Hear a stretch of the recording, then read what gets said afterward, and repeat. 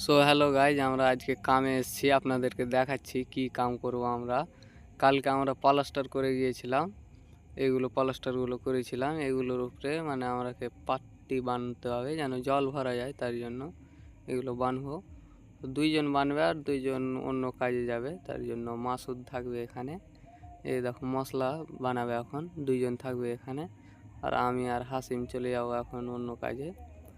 ওখানে যাচ্ছি, মানে আমরা সাফাই করতে যাব।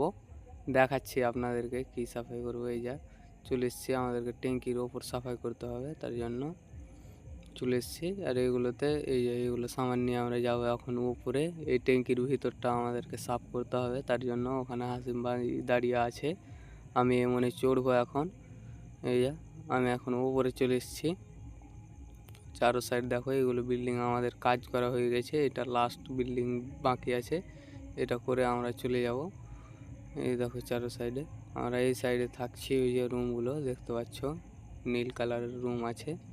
এগুলো বিল্ডিং আমাদের হয়ে গেছে, শুধু টাকিগুলো বাকি আছে এক দুটা বিল্ডিংয়ের। আর ভিতরে হাসিম ভাই এখন কাজ করছে, আমিও নামবো এখন।